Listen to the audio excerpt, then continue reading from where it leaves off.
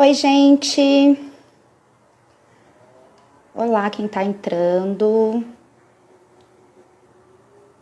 Cheryl, querida, de Santa Catarina, por aqui. Paula Amorim, responsável por todas as nossas mídias sociais. Vocês vão ver muita mudança por aí, hein, gente? Já tô dando um spoiler aí. Titia Gláucia, oi!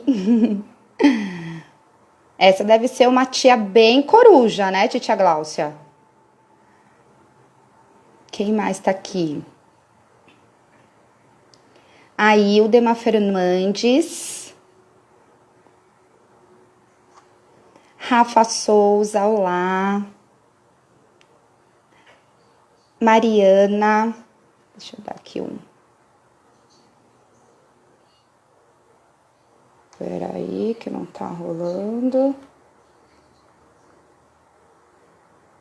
Fixei comentário.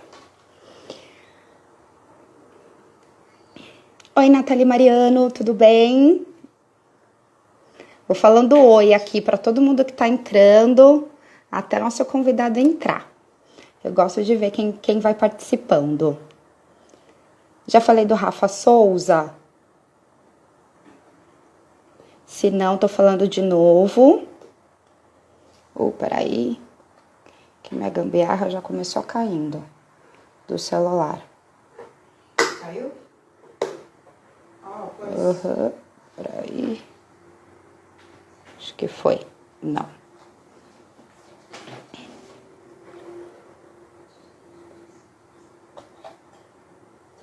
Ó, gente, mudamos o horário para as 18 horas, que nem tava muita gente pedindo.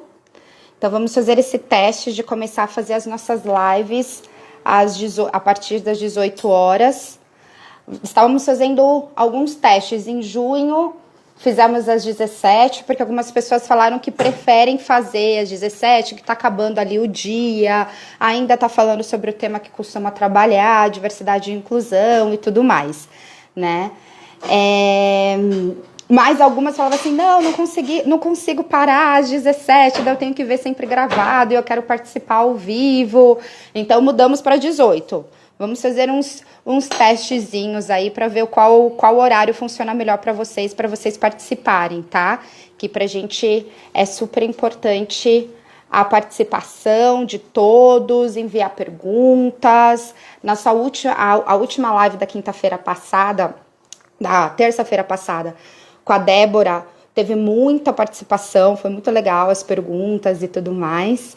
Então, a CKZ Diversidade nós estamos fazendo justamente por causa disso, as lives, para a gente conseguir falar sobre diversidade e inclusão com vários olhares, né? Chamando diversos profissionais, não necessariamente especialistas em diversidade e inclusão, para a gente falar da abrangência que esse tema tem e tirar diversas dúvidas. Então, por isso que a participação de todos realmente é super importante para a gente. Claro que eu tô te notando aqui, deusa. Sharon, você tá aqui. Já mandei beijo no começo. Mas Botelo também. O Sony Guidotti, é isso? Acabou de entrar. A Vera, minha tia, tá entrando também para dar aquela força, que legal. É ótimo como a gente vê mulheres negras que nos inspiraram durante a minha trajetória, né? Presenciando aí o meu trabalho com diversidade e inclusão. Então, sempre que eu tenho uma tia, uma prima participando e me dando o feedback ali, a minha mãe sempre aqui do lado, é super importante, né? A Sandra Veloso aqui. Oi, Sandra, tudo bem? Que bom. E o nosso convidado... nosso convidado entrou e eu perdi. Fiquei falando com vocês e não vi que ele já está por aqui, hein? Vou te chamar, Lei, agorinha mesmo.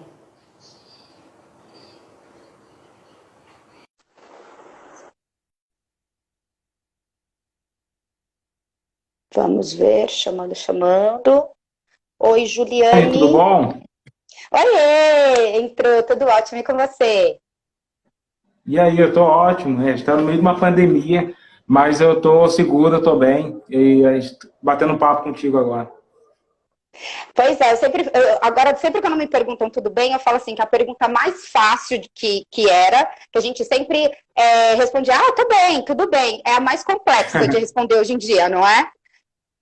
Porque vai depender da Totalmente, assim. notícia, né? Hoje a gente teve uma notícia horrível internacional, né? Daquela explosão horrível. Então está sendo uma montanha de emoções, não é, Ale? Tá, eu nem vi direito essa notícia, porque eu estava no mercado, acabei de chegar, e quando eu vi no Twitter todo mundo falando sobre ela, depois eu vou me atualizar melhor. Pois é, pois é. Hoje em dia o mundo está totalmente conectado, você sabe melhor do que todo mundo quanto a isso. Então, a gente sente as dores não só daqui da nossa sociedade, não só da pandemia que nós estamos vivendo aqui, mas a gente consegue sentir a dor do mundo todo com qualquer tragédia que acontece por aí, né? Sim, a gente acaba se conectando uma verdadeira aldeia global, assim, né? É verdade, é verdade. Bem, isso que nós falamos tem muito a ver com o nosso tema, que nós vamos falar sobre futuro, e quando a gente fala sobre futuro, a gente fala sobre globalização, sobre tecnologia, porque a tecnologia que nos conecta com essas notícias no mundo inteiro, né? A gente fala sobre essas coisas estão todas conectadas, né? Ale, nós começamos a fazer na CKZ Diversidade essa série de lives, estava falando antes de te puxar aqui, que era justamente para a gente começar a falar sobre diversidade e inclusão num âmbito muito vasto, sabe? Assim, porque quando eu chamo profissionais de diversas áreas para falar com olhares diferentes sobre diversidade e inclusão, a gente consegue entender que isso não é uma coisa assim, aquelas ações afirmativas, aquela ação de RH. Não, é algo do nosso cotidiano, do dia a dia, que gere todas as atividades, né, que nós temos. Então, eu chamei aqui para bater o papo a Luana Genoda, e nós falamos sobre as ações que as empresas podem fazer, como engajar a liderança. Chamei o Jonathan Raimundo, ele bateu um papo comigo sobre o contexto histórico para a necessidade das ações afirmativas. Semana passada, a Débora Simon, nós falamos sobre dress code. Então pode parecer uma coisa, puxa, esse tema é tão importante, mas é importante falar sobre como se vestir, que é a nossa forma de expressão, né? E daí, como você pode ver, tudo que eu fui falando, chamei a Daniela Almeida, que nós falamos sobre racismo estrutural, muita coisa sobre a história, né, para explicar o histórico, muita coisa para explicar o presente, mas agora eu te chamei para falar sobre o futuro, né? Então vamos falar sobre o que a diversidade e inclusão pode trazer para o futuro. E eu só conseguia pensar em você para falar sobre isso, porque o seu currículo, vou até te apresentar aqui antes, né, que eu comecei já aqui empolgada, né? Quem não conhece Ale Santos, esse cara que eu admiro pacas, ele é especialista em storytelling, professor em gamification na SPM, desenvolve projetos para startups, é escritor, tem um livro aí que eu estou na metade dele devorando, é escritor de ficção e fantasia afro-americana, e é um dos nomes mais citados quando a gente fala de afrofuturismo. Esqueci de mais alguma coisa, Ale? Não, eu sou colunista do Point Jornalismo também, e é isso. E eu estou há muito tempo aí pensando nisso, trabalhando no mercado de inovação também. Eu acho que isso o afrofuturismo converge o que eu já faço no mercado com aquilo que eu acredito no entretenimento, no imaginário das pessoas. E aí, eu coloquei até no tema da nossa live afrofuturismo, porque é uma palavra, assim, para mim, tiazinha de 37 anos, quando eu comecei a ouvir falar, falei, gente, não estou entendendo, que coisa diferente, não sei o quê. E daí comecei a consumir material seu, da Nathalie Neri, e vi que não é uma coisa nova, na verdade, né? Explica um pouquinho sobre, e vi que não é nova, que é importante para a gente entender o passado e nos vermos no futuro também, né? Nós, população negra. Explica um pouquinho sobre o que é afrofuturismo para as pessoas, por favor, porque o nosso público não conhece. O afrofuturismo, ele, assim, explicando para a galera mais fácil entender, ele é olhar para a inovação, para a tecnologia, para o futurismo a partir da ancestralidade negra. E porque de onde que ele surge? O termo mesmo surge na década de 90, através de uma amostra de arte lá de um cara que era o Mark Derry, mas o conceito de negros olhando para o futuro a partir da sua ancestralidade já é um pouco mais antigo, né? Então a gente pode encontrar o Sun Ra fazendo isso, aquela música, o Rhythm and Blues, que falava vinha do espaço e tinha toda aquela questão de levar, de que todos os negros vinham desse espaço, também eram descendentes de deuses e reis e mitologias assim. Você tem a Janelle Monáe fazendo isso no álbum Arcadroid. Tem o África Bambaataa, que foi um dos precursores do hip hop, que também, toda aquela galera do hip hop, aquela galera negra que estava fazendo também a disco, já colocava alguns elementos de futurismo ali nas suas narrativas. O hip hop também, o Outkast faz um pouco disso. E esse movimento, que é um movimento cultural, social e político, ele acabou se materializando também na literatura. Então, a gente tem a Octavia Butler, que praticamente é a mãe do afrofuturismo ali na literatura. E no Brasil, a gente tem o Fábio Cabral, que foi o primeiro precursor disso, a Luciane Zaila, que também é uma mulher preta que escreve sobre o futuro aqui no nosso país. A Xênia França fazendo na música, eu faço na literatura também, faço isso a partir da literatura em podcasts também, posso dar esse spoiler para a galera já. E eu também carrego essa ideia do afrofuturismo como uma forma de quebrar o paradigma da inovação nas empresas, né?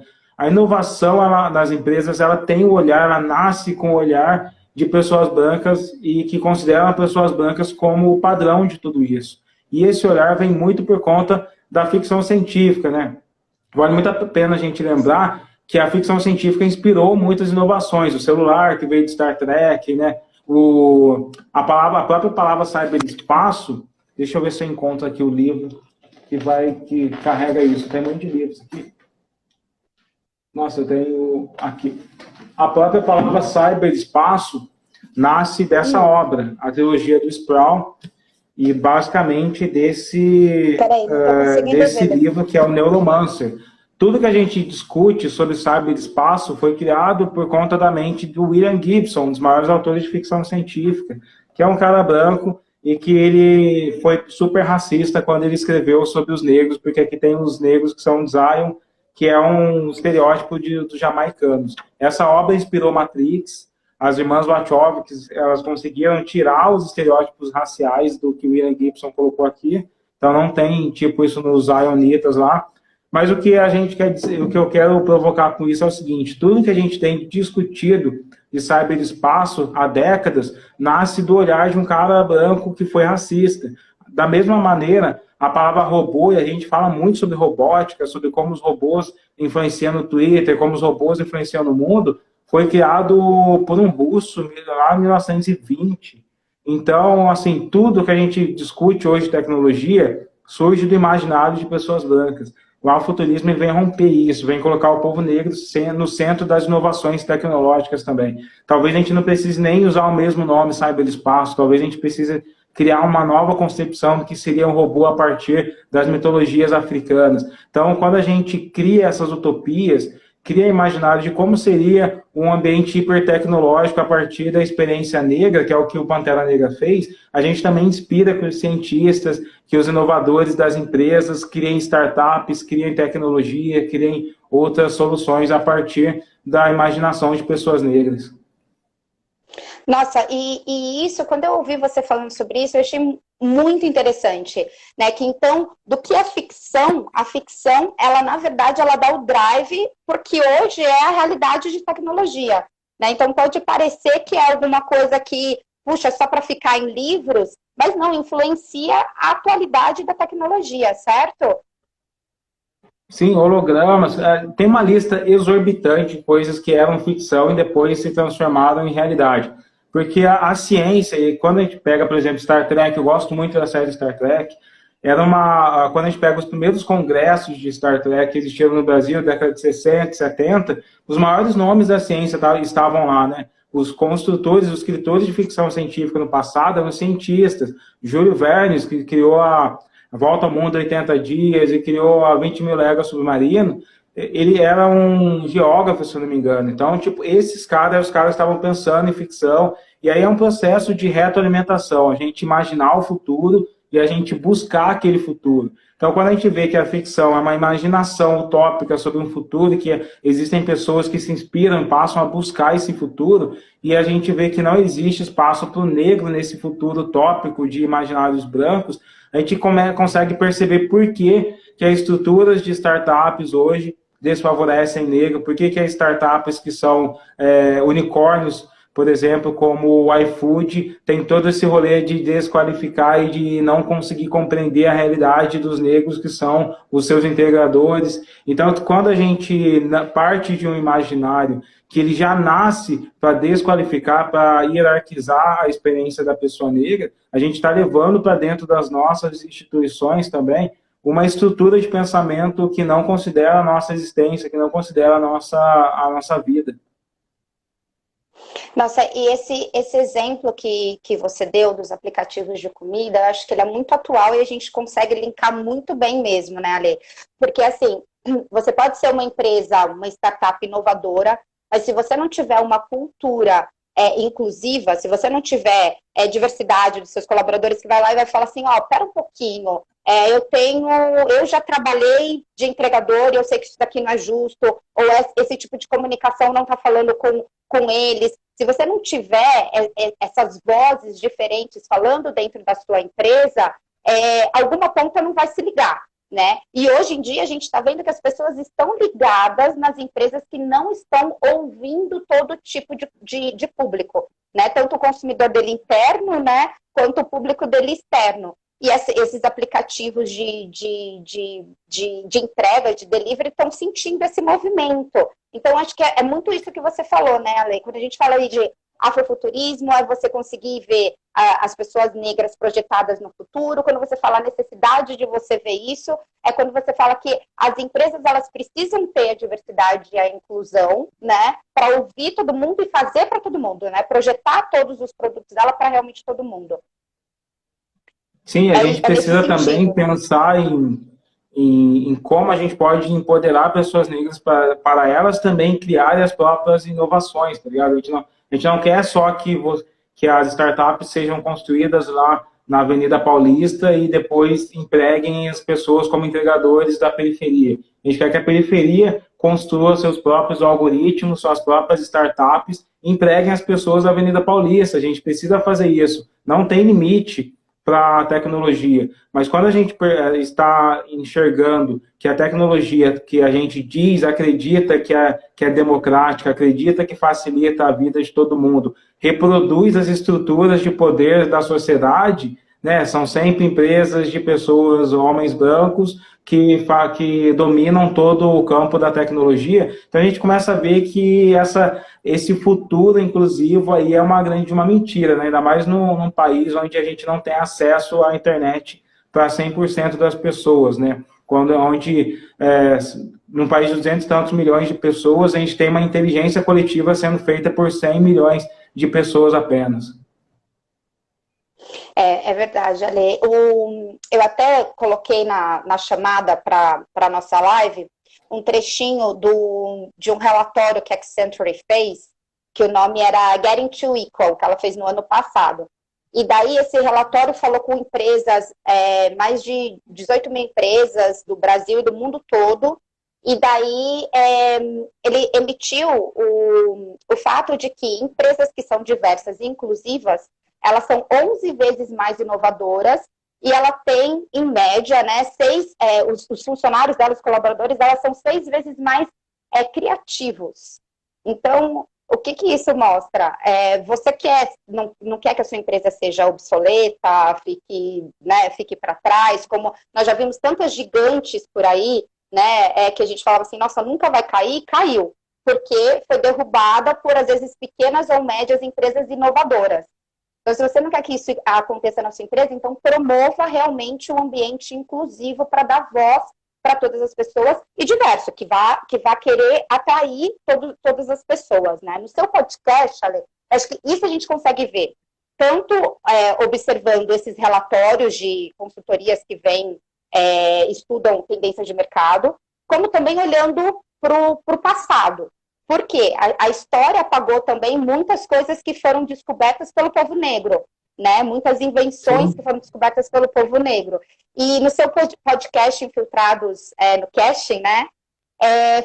sim. Você descobre, traz muito sobre isso, coisas que a gente não sabia. Eu queria que você falasse um pouquinho de algumas coisas que você lembra que foram inventadas pelo povo negro e que ninguém sabe.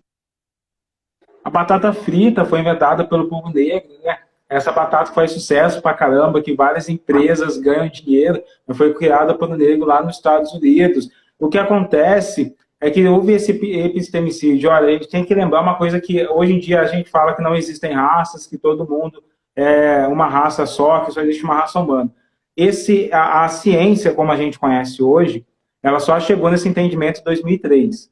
Então, podem pesquisar em livros de antes de 2003, você vai ver que a ciência acreditava que nós éramos raças diferentes, e quanto mais para trás de 2003 você for, se você foi uma pessoa educada em 1960, 70, você aprendeu que negros são menos inteligentes. Isso porque isso é notório, isso é fato, porque está escrito nos livros. Aquela história daquelas cientistas que estão reproduzidas lá naquele filme Estrelas Além do Tempo, isso é uma crença social. Acreditava-se que o negro era melhor para fazer coisas de força, para fazer esporte, para fazer trabalhos robustos e menos para trabalhos intelectuais.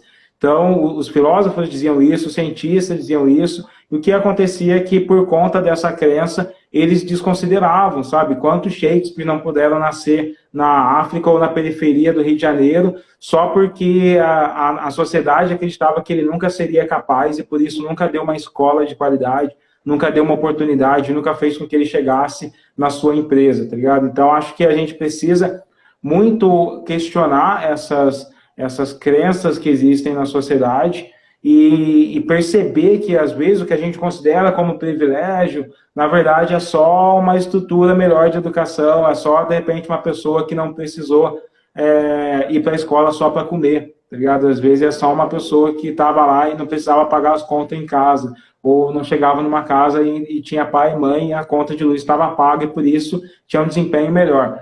Então, acho que eu sempre trago no meu podcast essa ruptura de pensamento, sabe? Principalmente com a ciência. Eu gosto de desmascarar a ciência. A gente parece que tem um povo meio sem memória, né? Que esquece que em 1966 os brasileiros, você tinha psicólogo brasileiro falando que miscigenação era tarado mesmo, porque a palavra tarado significa que carrega uma herança de sangue ruim. Então, a gente tinha no Brasil pessoas que falavam que existia uma degeneração da raça nacional, e tudo isso impactou, obviamente, na estrutura, né? Quando a gente fala racismo estrutural, a gente não quer dizer que você, como empregador, vai olhar para uma pessoa negra e falar, nossa, eu não gosto dela, eu não vou contratar ela. A gente quer dizer que, às vezes, a pessoa negra nem chega na porta da sua empresa por várias questões, né? Então, acho que eu gosto muito de olhar para isso, de trazer os grandes gênios do nosso povo. E eu contei, por exemplo, a história do Candeia. Para quem não conhece a história do Candeia, ele é simplesmente um dos maiores compositores vivos não, que viveu aqui no nosso país. Candeia, ele tinha uma sensibilidade fantástica para fazer samba, para fazer partido alto, e ele foi uma das pessoas mais geniais que tem aqui na nossa música, assim. Mas infelizmente, quando a gente vai falar de compositor de samba, a gente acaba falando de outras pessoas. Eu falei de Clementina de Jesus também, que tem uma memória de griot, né? Porque nos povos africanos a transmissão do conhecimento não estava em registro de papel, mas estava nas músicas, estava nos ditos populares, e Clementina Jesus foi uma mulher que popularizou tudo isso através do samba também aqui no nosso país. Gosto de trazer essas histórias, gosto de investigar muito de ciência, gosto de desconstruir mitos, porque assim a gente consegue encontrar um caminho para a gente trilhar junto em busca da diversidade, né? Exato. Olha, o Luiz Bonfim está falando aqui que ele não foi contratado numa empresa por causa da cor dele. Acontece muito isso, infelizmente, né?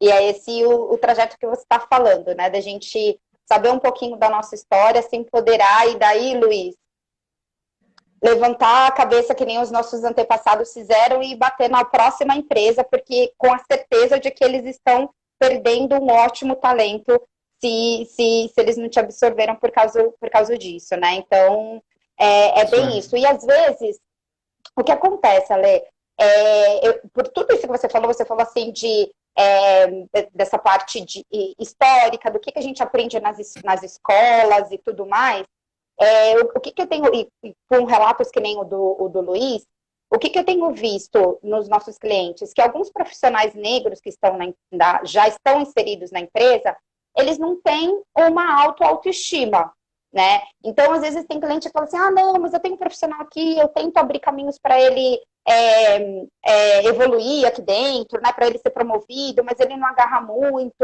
Ou, teve uma cliente nessa semana que ela falou assim, puxa, nós montamos o grupo de racial e chamamos uma colaboradora negra nossa para ser a líder, e ela não topou, e isso deixou a gente muito surpresa, e não sei o quê. E por que é isso? Eu sempre falo assim, a gente tem que entender que nos foi negada a opção de criar uma autoestima com tudo que foi entregue para a gente. Então, imagina aquela criança que ela estudou o tempo inteiro, que o único personagem que ela se via era o personagem escravizado, fraco e tudo mais.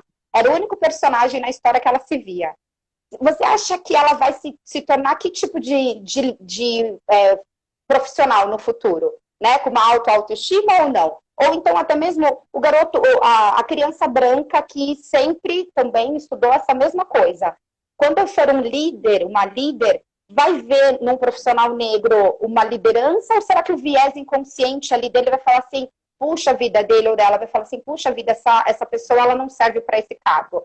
Né? Então, existem coisas muito enraizadas na gente. E eu acho muito legal o seu livro, que ele fala sobre a luta do povo negro, né? Esse seu último livro que você lançou, e que daí dá luz a tudo que nós fizemos até agora, que não foi, se você tem ele, mostra ele aí já, ó, pessoal, tá aqui, esse livro vale a pena comprar, que mostra que o povo negro nunca foi esse povo pacífico que ensinaram pra gente. E isso é muito importante para a construção do profissional também, que nós temos hoje nas empresas. Fala um Isso é um pouquinho sobre o seu projeto. livro.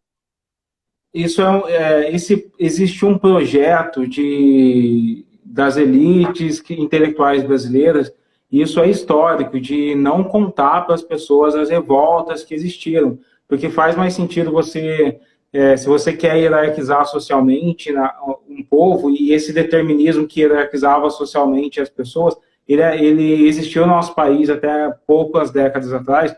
Você precisa contar e inserir na cabeça dessas pessoas histórias de que elas não se revoltam, de que não vale a pena você brigar por algo, sabe? Então, você não tem um ideal de ego.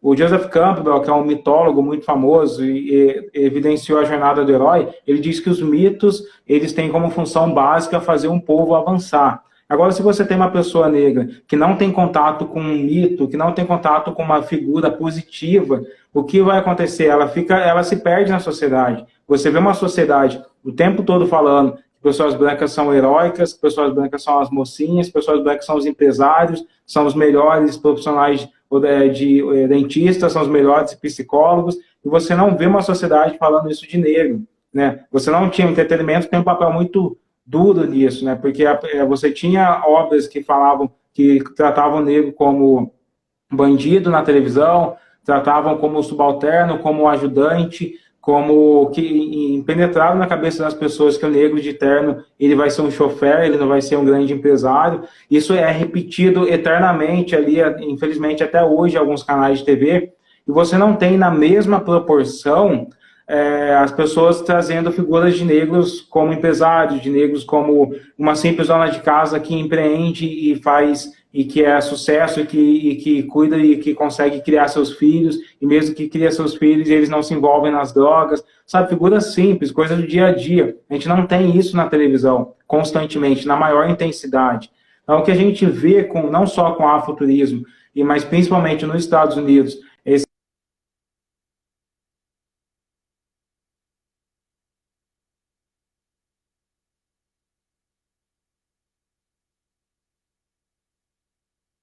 O Ale, o Ale caiu para mim? É minha internet ou será que é a dele, hein? Voltou.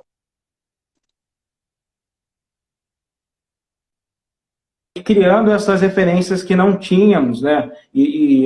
Quem estuda psicologia, quem já leu Jung, sabe o quanto a fantasia constrói a nossa psique, como a fantasia faz parte da nossa psique. Segundo Jung, a palavra que pode melhor descrever a nossa atividade psíquica é a fantasia, porque a fantasia consegue conciliar a nossa existência com o mundo.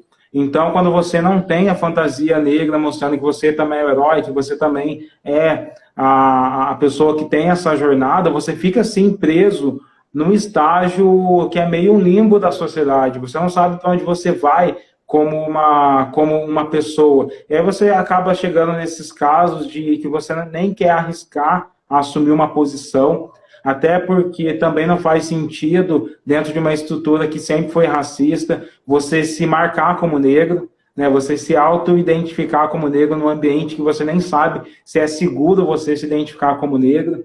Então, você não tem uma narrativa dentro daquela empresa que valoriza o negro, uma narrativa que pode ser fantástica, mas que ajude essa pessoa a se sentir confortável nisso. Então, a gente tem que tomar muito cuidado, às vezes, quando as empresas criam esses programas, e falar, nossa, mas nenhum negro foi. Mas espera aí, desde quando é seguro na sua empresa assumir que você é negro?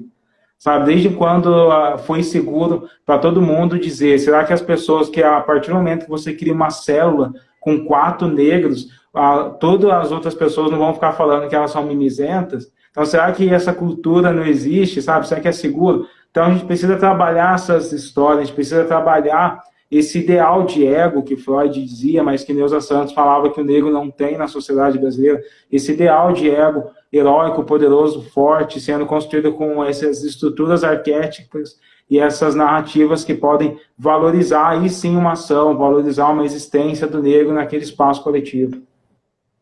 Nossa, eu até ri agora quando você falou isso, porque deu uma quenturinha aqui no coração, porque hoje mesmo eu tive uma reunião justamente falando isso. Que daí era um cliente que estava super empolgado com o projeto dele, né, de grupo de afinidade e tal. E daí eles citaram um colaborador negro que falaram assim, puxa, esse colaborador, ele é um líder e a gente estava crente que ele ia se inscrever pro comitê, né, de raça, ele não se inscreveu, nós vamos lá falar com ele. Eu falar, puxa, eu esperei que você ia se inscrever. Falei, gente, não tem que falar com ele. Primeiro que é voluntário se inscrever. E segundo, que vocês não sabem qual que foi o trajeto que esse profissional traçou até aí. Entende-se que todo negro tem que carregar a bandeira da militância e nem sempre, né? Não, nem todos vão estar preparados para isso, né? Ou vão querer ser visto como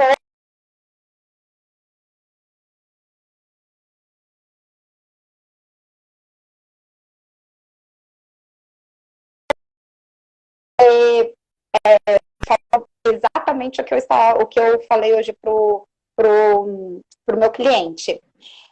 Bem, um trabalho que você tem feito é justamente contar.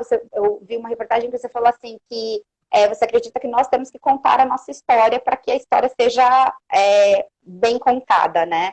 Eu adorei a série que você fez com o BuzzFeed de heróis negros, né? Que alguns eu não conhecia. Né? Quais que foram mesmo, assim, os heróis? Eu contei, o que eu mais gosto é do Chico Rei, de contar a história do Chico Rei, que foi o cara que, eu costumo dizer que ele inventou o Black Money no Brasil, né?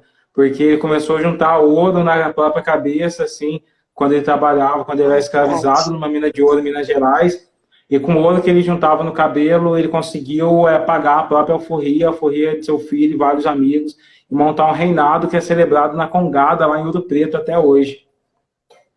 Legal. E tem de uma princesa também, porque isso daí é outra coisa que é super importante falar, né? Nós tivemos reis, a Zacimba-Gaba, né?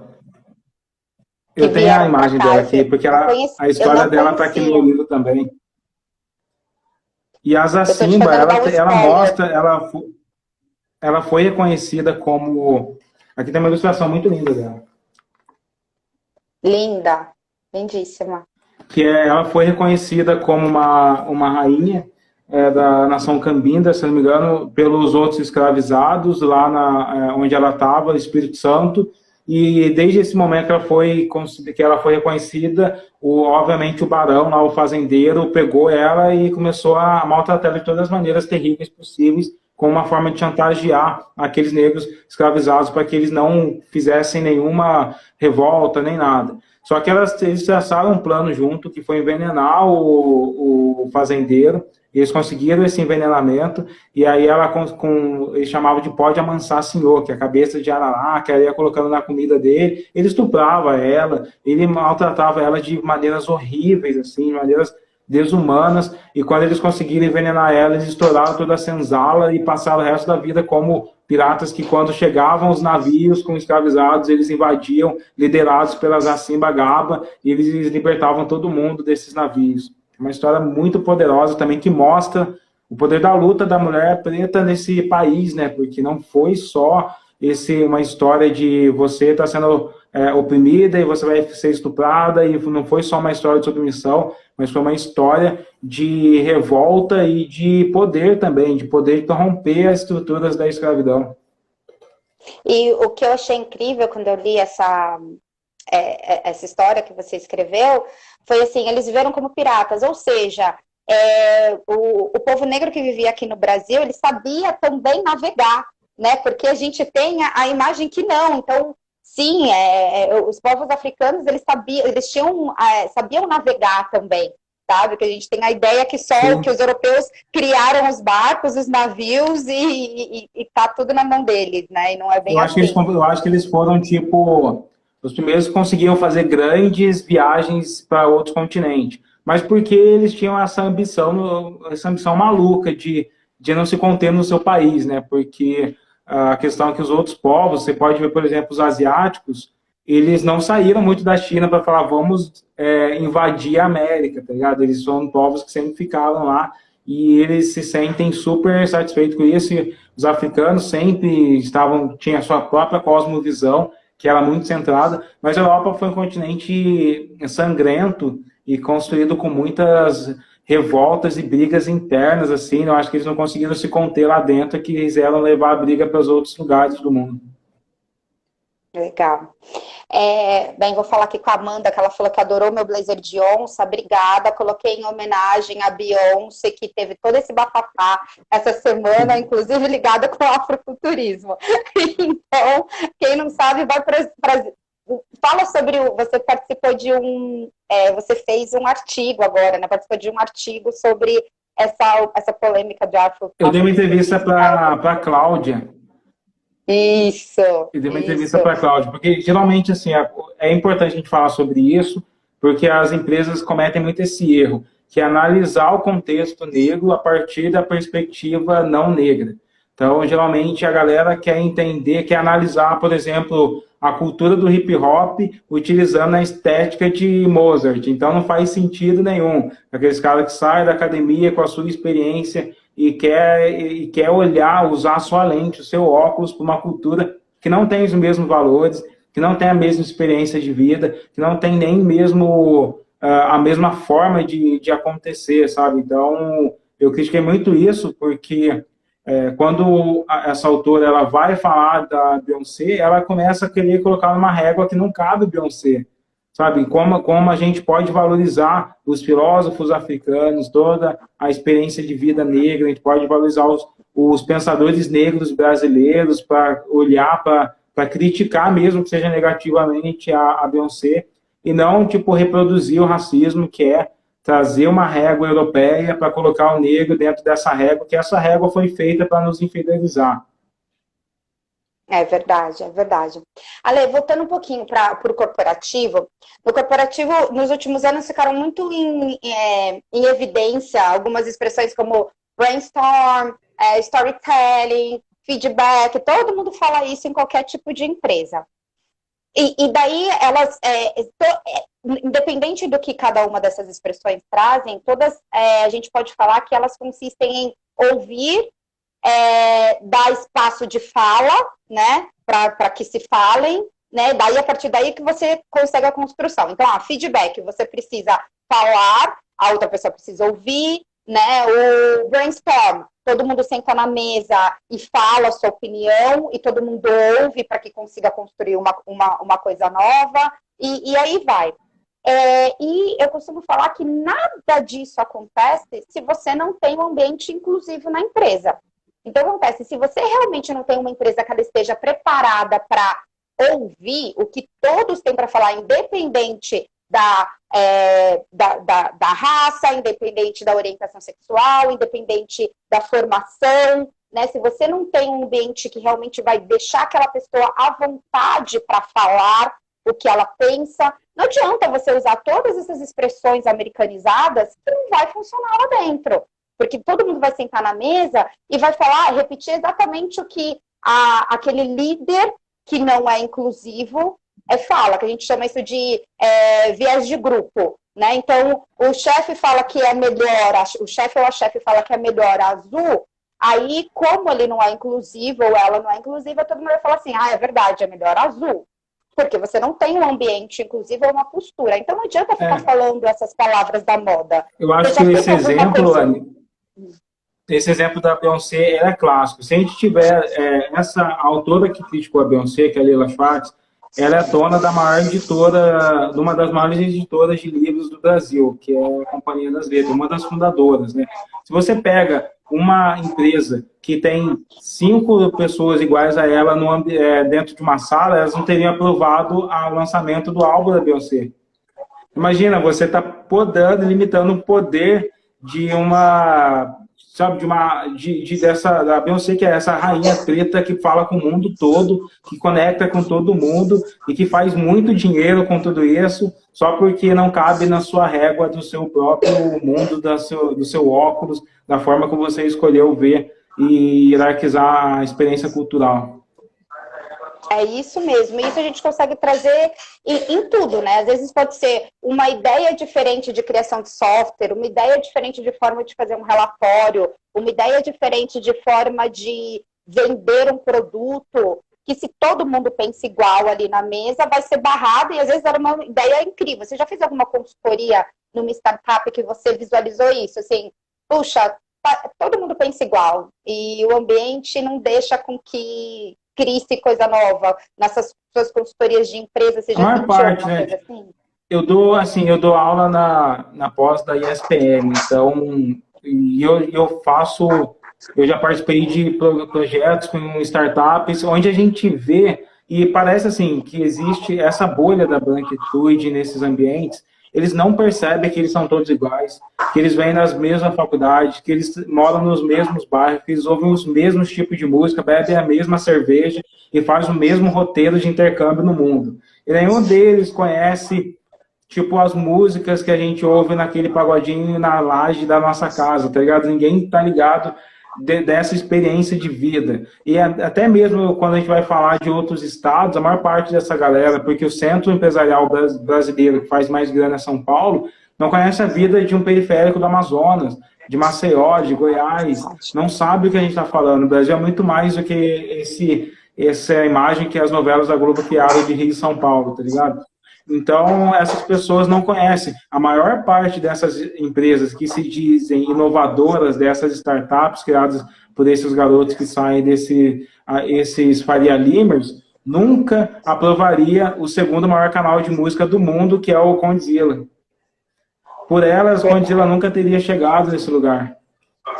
Verdade, verdade. E o que você falou aqui, falando um pouquinho sobre a cultura do norte e tudo mais, é muito válido, porque aqui é claro que a gente está trazendo um pouquinho para a temática preta, mas quando a gente fala de diversidade e inclusão, a gente está falando aqui de tudo mesmo. Então, eu mesma, a primeira vez que eu fui para o norte foi agora em 2019, e eu falei assim, gente, parece outro mundo mesmo, sabe? Assim, é outro mundo. Eu, como paulistana... Inclusive, entre negros, é outro rolê de negros, né? Exato, exatamente. Então, se a empresa ela se prepara para ser inclusiva com negros, com mulheres, ela vai ser inclusiva também com pessoas de diferentes estados. É disso que a gente está falando. A gente está falando de uma construção, porque, às vezes, as empresas, quando elas pensam, o Paulo está falando aqui, para de Fala de Roraima, que ele é de Roraima, eu falo que é a única pessoa de Roraima que eu conheço na vida. Ah, E não conheço ninguém de Roraima. Tá vendo? Um dia eu vou te apresentar a Paula Amorim.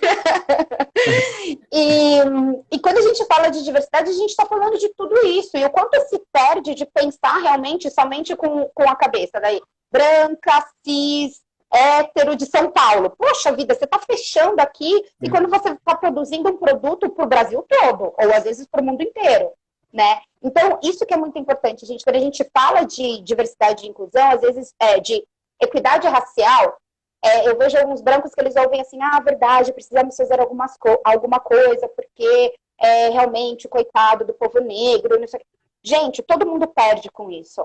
É uma matemática que, economicamente, a economia está perdendo com o racismo. Para se manter essa estrutura racista, economicamente, nós estamos perdendo. Então, a sua empresa está perdendo, você está perdendo, a economia brasileira está perdendo. E é importante olhar por essa visão. E vai perder cada vez mais. Vai perder cada vez mais, porque assim, não está existindo uma cultura de cancelamento, não está existindo um politicamente correto, o que está existindo é que pessoas como eu, como a Lorena, como todas as outras pessoas negras, que são 56% do Brasil, a gente está cada vez mais olhando para a TV e falando, peraí, eu não vou assistir isso não tem nada a ver comigo, peraí, isso não tem a ver com a minha mãe, não tem a ver com a minha família, não tem a ver com meus irmãos. Então, a gente está procurando se espelhar, como todo ser humano procura se espelhar. O problema para essas empresas que querem se manter, conservar essas tradições racistas, é que esse espelhamento está crescendo, está organicamente atingindo a mente dos brasileiros, né? A gente tem aqui uma estatística que diz que 56% dos brasileiros não se identifica mais com as propagandas de televisão. O mercado publicitário, a gente vê quantas empresas aí que existiam de nome gigantesco, quebraram, não existe mais, sabe? Quantos figurões do mercado publicitário entraram para salvar agências e não conseguiram salvar a agência, porque eles contavam uma história para pessoas que, talvez naquela época, décadas atrás, até os negros falavam, pô, não tem negro, vou viver nesse mundo. Só que hoje não, a gente não quer mais ver nesse mundo, não tem negro na TV, na literatura, eu vou construir o que eu quero. Eu vou usar as redes sociais, eu vou fazer, eu vou contar a história que eu quero. E aí outras pessoas vão se conectando. Se você não entender que esse movimento não vai retroagir, que esse número só vai aumentar, que essa live que a gente está fazendo está impactando, de repente, outras pessoas negras que vão querer se conectar com o Black Money, que vão entender que seu dinheiro é um poder de escolha e é um poder de ativismo também, essas empresas vão perder, porque a gente vai fazer isso acontecer. É isso mesmo, e daí a gente volta para a tecnologia, né? Que nós estamos conseguindo tudo isso através do que hoje, nós estamos utilizando as ferramentas que nós temos hoje. São as mídias sociais, então nós temos uma expansão de consciência muito maior, porque hoje a gente consegue consumir materiais como o do Ale Santos, que daí eu começo a ver, nossa, eu fui enganada todo esse tempo. Então isso só vai expandir. Então, o que as empresas têm que entender é que a tecnologia hoje, ela está deixando o consumidor mais perto dela e com voz. Então, se as empresas não começarem a criar realmente para 100% desses consumidores, ela vai criar para, então, 40% da população. Então, vai ser uma escolha da empresa. Você vai ser diversa ou inclusiva e você vai fazer o seu produto para 100% da população brasileira, ou você vai querer fazer para 40%, porque 56% acordou e está consumindo aquilo que conversa com ele, né? Então, por isso que é muito importante realmente você ser inovativa, ser diversa, ser inclusiva e tudo mais. A gente tem falado muito, Ale, aqui das empresas que não estão indo para o caminho certo. Você tem algum exemplo de empresa que você fala, puxa, essa foi para o caminho certo? Essa inclusive, essa é tecnológica? Não vai existir uma perfeita, assim, mas eu tenho olhado e eu tenho gostado muito do que a Luísa está fazendo com o Magazine Luiza. Ela, no meio de uma pandemia, onde a gente vê muitas pessoas demitindo funcionários, a Luísa conseguiu manter o quadro de funcionários, não ameaçou demitir funcionários em nenhum momento e aumentou seus lucros, aumentou suas vendas, garantindo que esses funcionários trabalhem com segurança, sabe? Eu acho que Isso por quê? Porque a gente já tem uma mudança no paradigma. A gente não está falando de homens brancos que se acham os bilionários inteligentes, detentores de todo o conhecimento. A gente está falando de uma mulher que ocupou esse espaço e que falou, vou fazer do meu jeito, tá ligado? A gente está vendo isso acontecer e eu acho que isso é uma quebra desse paradigma. A gente tem vários sociólogos brasileiros, Florestan Fernandes, que fala, por exemplo, que a base da sociedade é mulher preta. Se a democracia estiver funcionando para a mulher negra, que a gente sabe que é a mais preterida economicamente, socialmente, tudo, o dia que a mulher negra for o topo da pirâmide, todo o resto da sociedade vai estar usufruindo da democracia, vai estar bem, tá? Porque ela é a base de toda a estrutura, ela é o maior indicador da nossa sociedade. Então a gente precisa trabalhar para que alcance, e não só as mulheres pretas cis, mas as trans também, porque elas devem ser as mais preteridas ainda. Então o dia que a gente conseguir que a economia não machuque mais as mulheres pretas trans, e as mulheres pretas cis, isso vai significar que o homem negro também não vai estar sendo prejudicado, que o homem branco não vai estar sendo prejudicado, que a mulher branca não vai estar sendo prejudicada. Esse recorte ele é muito necessário, etnicamente, só para a gente buscar um indicador exatamente econômico, um indicador social da nossa democracia, né? Acho que a Luísa é uma pessoa que eu estou olhando bastante, que eu acho que dessa pandemia mostrou como as coisas estão sendo feitas. Eu gosto do que a Netflix tem se posicionado, ela se posicionou com narrativas negras, falando que nós vamos buscar diversidade, sim. Teve algumas séries, como Casa Gente Branca, que recebeu muito dislikes, teve uma mobilização de uma militância, ela estava nem aí, ela colocou e falou que eu vou dobrar, eu vou colocar mais personagens negros, agora não vou ter mais só narrativas negras de contexto negro, mas eu vou colocar personagens negros em narrativas que não eram de negros, no passado, como ficção científica, como fantasia. A gente vê isso acontecer, então eu gosto muito disso. Perfeito. Pedindo só para repetir o nome do sociólogo, eu falei Florestan Fernandes. Legal. E também a Diena falou que é para falar do Pará, sim, Pará também, tá, Diena? E o Rafa Souza, ó, falta 5 minutinhos para a gente terminar a live. Então, acho que essa pode ser essa última pergunta. O Rafa Souza, ele falou que perdeu a definição de Black Money, mas a gente não chegou nem a falar de definição. Você citou algumas vezes, mas nós não falamos. E daí ele está pedindo para você explicar, então, o que seria o Black Money. Tem um movimento Black Money no Brasil com a Nina Silva, e vocês podem pesquisar aqui no IG, que é o movimento Black Money, e aí vocês vão entender que é um movimento que foi inspirado muito no que um líder negro americano fez, que é o Marcus Garvey, que é tipo, já que a economia não chega até nós, já que o dinheiro, a economia segrega, vamos fazer o dinheiro girar entre a gente mesmo, o lance de negros comprarem de outros negros. Aqui no Brasil, negros movimentam 1,7 trilhão de reais. Se a gente organizasse essa distribuição, as empresas iriam ter muito medo. Nenhuma delas iria pensar 2 vezes para não vender para o povo negro, sabe? Então, esse movimento Black Money é esse movimento social e político de empoderamento econômico da população negra. É isso mesmo. Bem, acho que dá para a gente responder a última perguntinha aqui, ó, da Amanda. Ela perguntou se a gente tem esperança que um dia o Brasil vai ser economicamente justo em algum momento. Eu vou responder, daí você responde, daí eu vou terminar a live para não perder essa live, pelo amor de Deus, preciso gravar isso daqui. Meu Deus.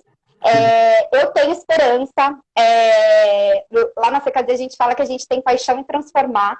Então, se eu não tivesse esperança de que o Brasil ia ser economicamente justo, ou ia ser mais justo, eu não estaria nem tentando transformar. Então, eu estou fazendo a minha parte. E eu tenho esperança, sim, de um futuro melhor, da consciência expandida, não só da população negra, como da população branca também, e de ver essa transformação. Eu vejo que existem várias pessoas trabalhando em diversos âmbitos, né? Eu trabalho na transformação do corporativo, o Alê também, e também informando. Então, com essa junção, eu acredito num Brasil melhor. E você, Alê? A última pergunta, deixa eu já falar tchau. Muito obrigada, viu? Pelo despedida, galera. Papo maravilhoso. Eu acredito que vai ser difícil pra caramba, mas eu também estou correndo atrás, querendo fazer a minha parte, querendo trazer mais pessoas para dentro desse meio, para discussão política. E talvez eu não acredite na economia, mas eu acredito nas pessoas, eu acredito no poder que elas têm de levar uma mensagem e, a partir delas, mudar a nossa realidade. Que bom. Obrigada, Lê. Tenha uma ótima noite. E, gente, a partir da semana que vem, nós vamos ter um outro formato de lives. Semana que vem vocês vão conhecer quem é da CKZ, que eu falo tanto, que é a Cris Kerr, que é quem fundou a CKZ, e eu. Nós vamos fazer um bate-papo de perguntas. Então, as perguntas que nós não conseguimos responder aqui, sobre diversidade e inclusão, na terça-feira que vem, a partir das 18 horas, nós vamos responder. De novo, Ale, obrigada, te admiro muito, sou uma grande fã, viu? Lisângela, estamos muito juntos, a gente volta aquele dia para falar mais aqui. Combinado, estão pedindo mais, viu? Você viu que tem pergunta aqui, ó, que eu te chamo de novo. Tchau, tchau. Tchau.